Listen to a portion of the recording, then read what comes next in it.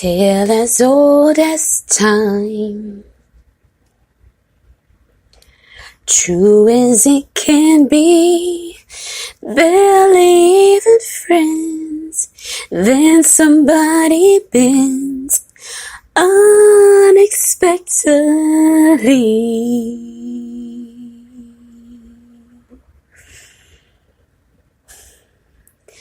Just a little change, small to say the least, both a little scared, neither one prepared, Beauty and the Beast. So that was like, when I was younger, I had the entire Masterpiece collection on VHS for the Disney movies, and Beauty and the Beast was one of my most favorite of all. Just to admit to you all, my two favorite movies of all time are a tie between Cinderella and Alice in Wonderland, the original animated Masterpiece collection VHSs from Disney. And I don't agree with everything that Disney does because they are a conglomerate and they own some other entities that are not for children, and they do have some very pornographic slash things that children should not be seeing, but they're seeing by their subconscious mind. But nevertheless, this is the Brandon Gill Show. This is your girl, Brandon Gill, your favorite self-published author of life, a book of short stories and poems that you can catch on www.brandongill.com. It's a book of short stories and poems, and I do have an entire section of poems all about love because it is a tricky situation that requires attention, time, and patience, boy. That comes from my poem, Unconditional Love. You can find that in the book. This is your favorite self-published author of life, a book of short stories and poems by myself. It was endorsed in 2011 by Paula McCann Harris, fourth largest school district in the nation at this time. And at the time, she was over District 4, so shout out to Paula. I love you. I miss you. Shout out to Alicia Buchanan Ministries for putting her neck on the line for this show. It's very controversial in nature, and she did that for us. Shout out to all of my listeners, all of my supporters who got us to iHeartRadio. I am a professional ghostwriter of 11 years. Excuse me. Yes, 11 years this year. I have passed the mark to be a master, and I'm still working on my craft, as we all should be. I actually was going to do another topic, but I chose this one instead. Y'all know I model, you know I act. You've been seeing the pictures go up here and there, and some of them are a little bit on the risque side, as some may say, but I appreciate the human body, and I believe that the way that you want to show it is the way that you want to show it. And I had a very professional woman tell me that they're very tasteful, classy, and beautiful. So, and even if she hadn't, I think they are. And that's all that matters. And you know what, y'all? Love is really a tricky situation. I'm looking at some very crazy statistics about marriage and love. 2012, McKinley Irving posted some information on a family law blog that said that when you break down the number of marriages, 41% of first marriages end in divorce. And 60% of second marriages end in divorce. 73% of third marriages end in divorce. I mean, these really are what this article calls some shocking divorce statistics. I mean, it's almost criminal. I mean, it says that the age groups of getting divorced under 20 years old, you got a 27.6% chance of divorce as a woman, 11.7% chance as a man.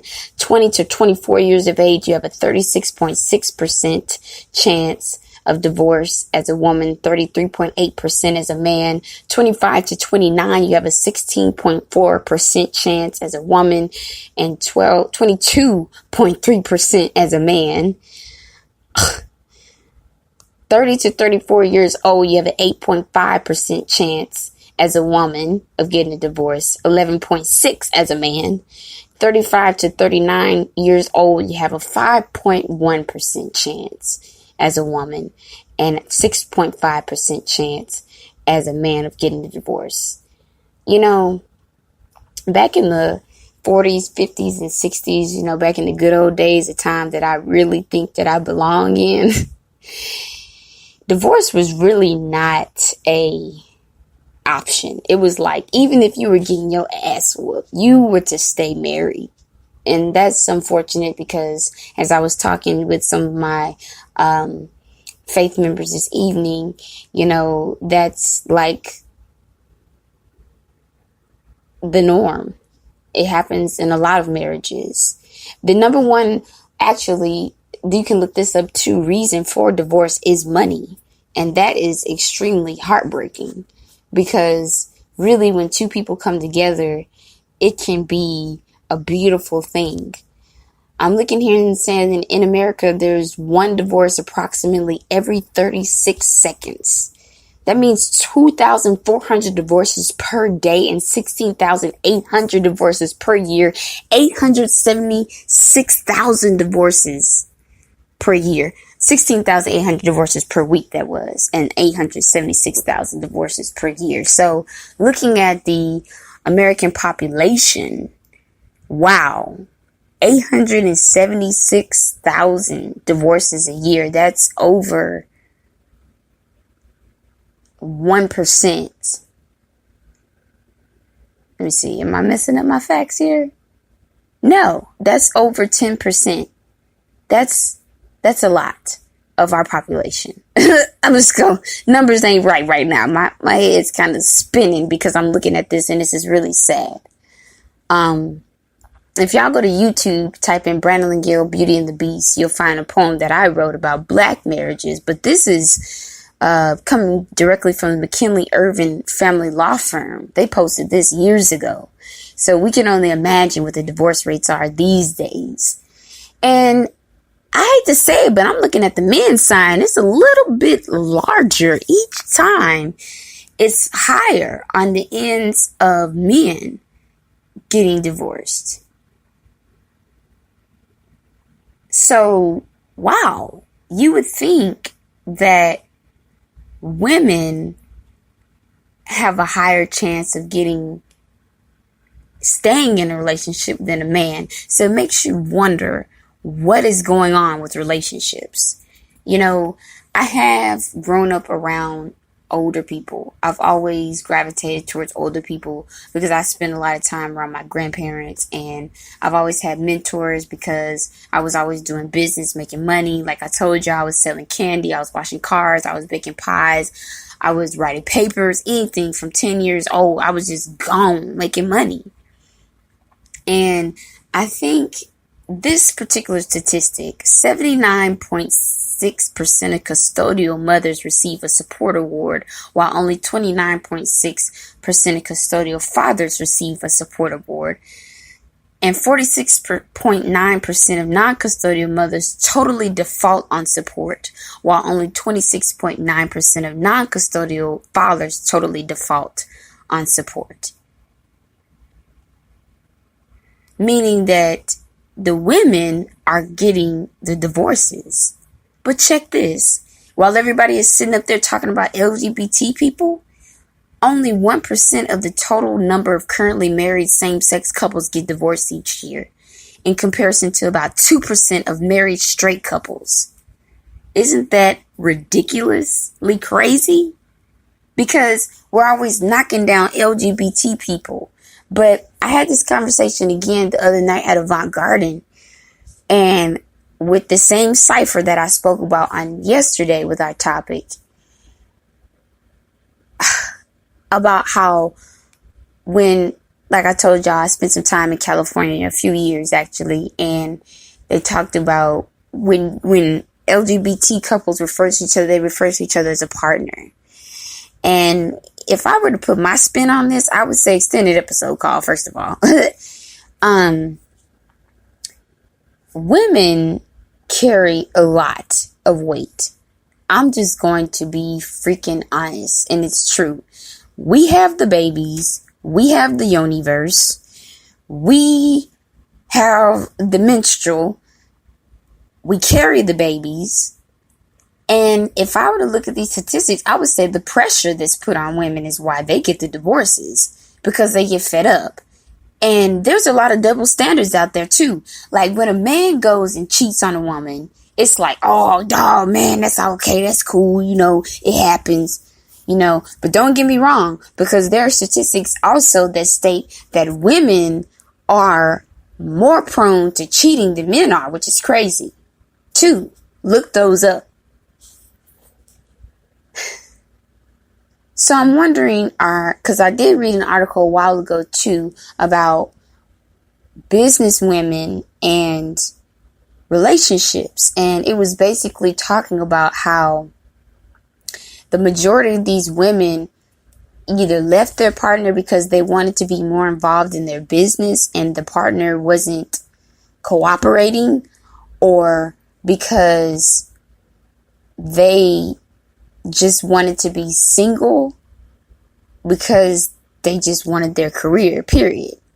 And then some women had relationships with their partners and they were in business and it actually ruined the relationship. So there are many different reasons why it doesn't work out, but I do think there's a huge double standard when it comes to women and men cheating, and women when they get caught versus a man when he gets caught. And at the end of the day, it's just really sad to see this, because I'm a very firm believer in marriage. I don't give a hell who's out here listening to this. Everybody's done their dirt.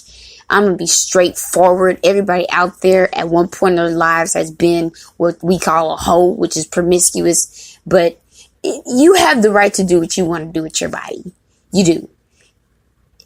It's nobody else's reign over your life until you get married, because the definition, if we want to go there, of marriage, because like I said, I got Asian friends and I got Asian family members, and these people think and move and meander in a totally different kind of way, right? Some of them don't even wear wedding rings because they feel that they don't even need that. I talked to a married couple before. Actually, it was I think I shared this before, an older married man who said that his wife can walk into a room before him, sit down on the other side of the room, and it's happened. And he will sit on the opposite side of the room, but people can still tell that they're together. And I believe that's called synergy. Synergy is when your love is so strong that, like I talked about today, shout out to Winnie Mandela, because she stood by her man, Nelson Mandela, when he was thrown in jail for trying to end the apartheid for 27 years. She died this year at 83. Stood by him through everything. And the definition of marriage has two definitions, according to Merriam-Webster. The legally or formally recognized union of two people as partners in a personal relationship, historically and in some jurisdictions specifically a union between a man and a woman. And the second definition being a combination or mixture of two or more elements, as in a marriage of jazz, pop, blues, and gospel. And you all know I'm all about the arts, so that reaches me more than anything. That same guy that told me that about marriage told me, because I was curious. He said, honey, if you think you're going to be married, he said, I've been married for 40 years. If you think that you're going to be married for 40 years and nobody's ever going to step out, nobody's ever going to lie, nobody's ever going to just pull some bullshit, then you may as well not get married. Because it is hard. You're talking about, if we want to bring it to the Bible, being equally yoked, which just like the lyrics to that song says, barely even friends, then somebody bends unexpectedly. So who's doing the bending? And I think it should be both. Because it is a partnership.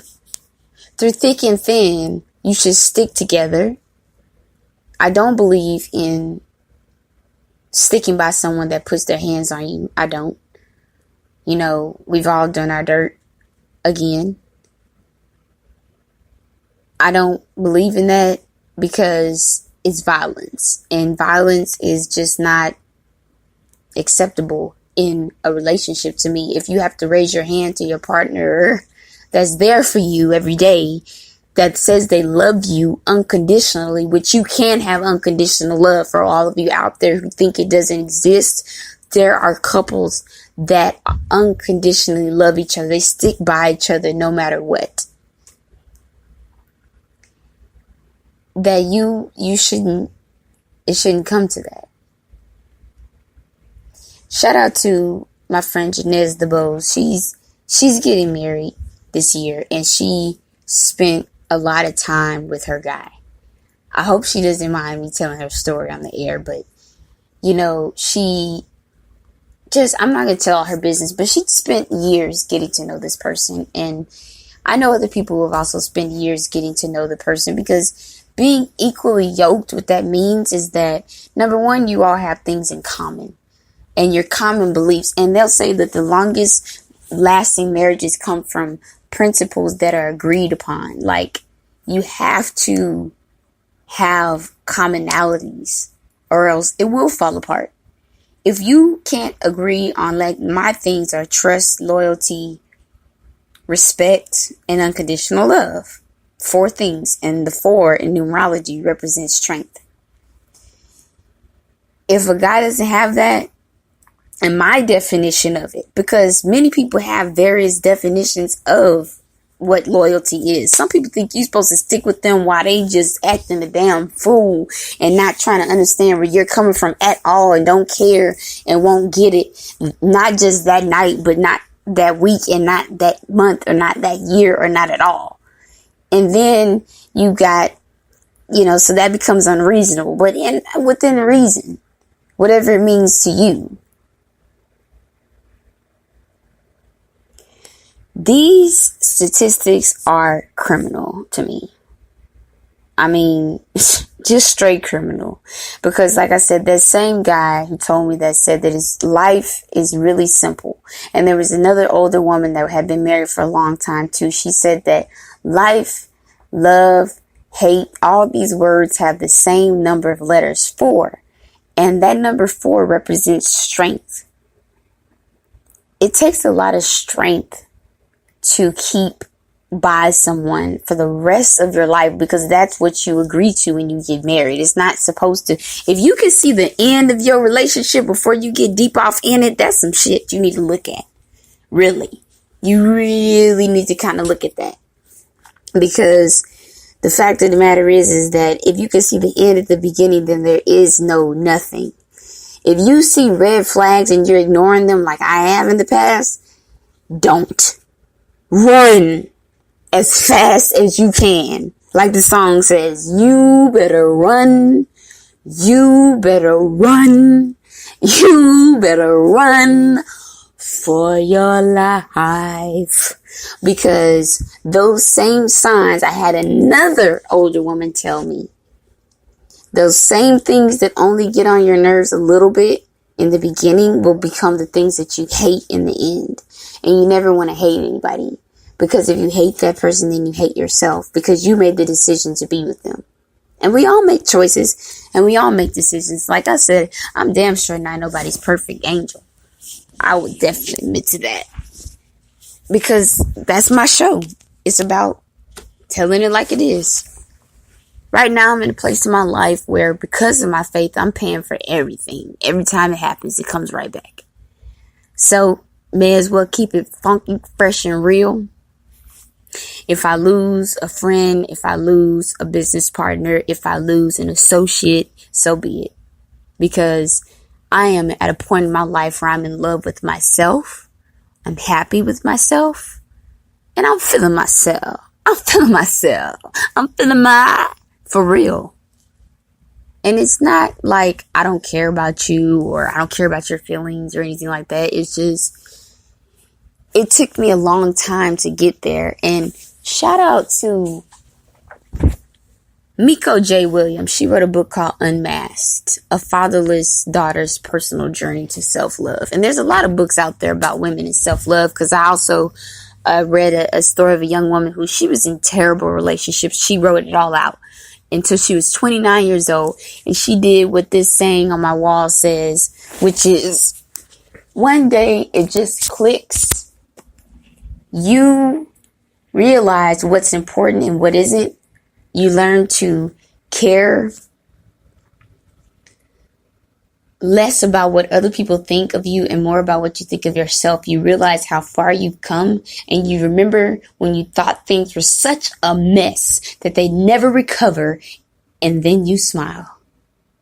You smile because you are truly proud of yourself and the person you fought to become. Yo, whoever you are, be that. Shout out to Will Smith. I love you, man. I don't care about all the backstory behind your career. If you're listening, yo, you're one of my biggest fans, you and Jada, because they do have a good marriage. People say, well, they have an open marriage and they're cheating and they're doing this and they're doing that, but they're still together. And it's a commitment that they have made to each other. And they make agreements, pacts, what Eric Thomas calls covenants to each other, when his wife was in a wheelchair and apologized to him, and he says it on his tracks that I play on Pandora almost every other day when I go running, that he told her, why are you apologizing to me? I am honored to be married to you. I will roll you around in a wheelchair because I do love you enough to do that for you. Because you stood by me when I was a 16-year-old dropout. And like I said the other day, this man was a dropout at 16. He was homeless. He was nothing to himself. And now he's the number one motivational speaker in the world. Number one, that's a big accomplishment. No offense to any other race, but he's African American. And he beat Tony Robbins. Y'all need to look up Tony Robbins. Tony Robbins is a beast with it. But he told his wife that. He's proud to roll her around in the wheelchair and stick by her. So what do y'all think? I really want some responses on this one, because it's about love. And at the end of the day, we say what? Peace, love, and joy. I want y'all to come to the event at Avant Garden. I'll hit you, and you'll know when I hit KCOH. And shout out to the Whit Key Show, Alicia Buchanan Ministries, Jonathan Barris, Rain Eatman, musicallyinclined.org. She was my first sponsored artist. The 24-hour fashion truck. Shout out. Thank y'all for getting me to iHeartRadio and giving me this voice. I want to hear back from y'all. So like I said, if you want to send me an email at brownlinggill@brownlinggill.com, get on the show. It ain't gonna cost you nothing. It's not at all. Just your time. So we're still doing the mental illness event, getting that together. None but peace, love, and joy coming here from the Brownling Gill Show. You want to support them at www.brownlinggill.com. Support the team. Facebook.com/The Brownling Gill Show. That's where we're at all the time. Peace, love, and joy.